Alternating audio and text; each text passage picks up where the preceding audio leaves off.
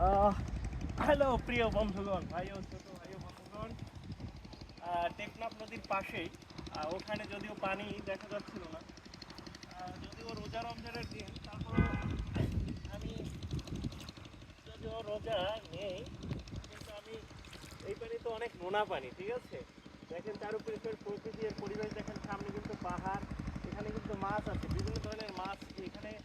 এই কি বলা যায়, কুয়া বা ব্যার বা পুকুরটা ঠিক ই করা হচ্ছে, এখান থেকে আসলে মাছ আসবে এবং নোনা পানি। কিন্তু আমি একটু চেখে দেখি।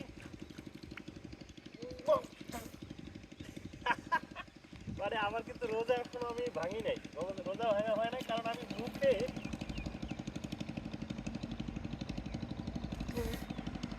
এত নোনা আর এত লবণ এত নুন, আপনি ভাবতেও পারবেন না এটা রোজা ভাঙা এক হিসেবে হয়নি, ঠিক আছে, কারণ এত নোনা পানি। থ্যাংক ইউ নুরু ভাই। দেখি এখান থেকে ওঠার একটা ব্যবস্থা করতে হবে। এটা মোটামুটি একটা ধন্যবাদ, অসাধারণ। তো প্রকৃতি পরিবেশ, এটা কিন্তু দমদমিয়া ঘাট। প্রকৃতি এবং পরিবেশটা সুন্দর।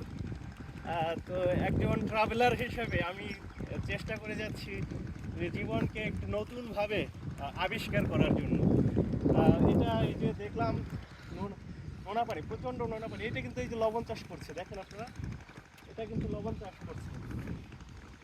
এই পানি কিন্তু এখানে এদিকে দেখেন স্যার। একটা প্রসেসিংয়ের মাধ্যমে, এই যে নোনা পানি, এই যে তো লবণ তৈরি হচ্ছে, দেখেন ওই যে লবণ তৈরি হয়ে গেছে। এই মানে এটা একটা মানে আমাদের জন্য, এই এলাকা মানুষের জন্য তেমন কিছু না, তবে আমাদের জন্য একটা চমৎকার অভিজ্ঞতা, নতুন অভিজ্ঞতা। ধন্যবাদ সবাই, ভালো থাকুন।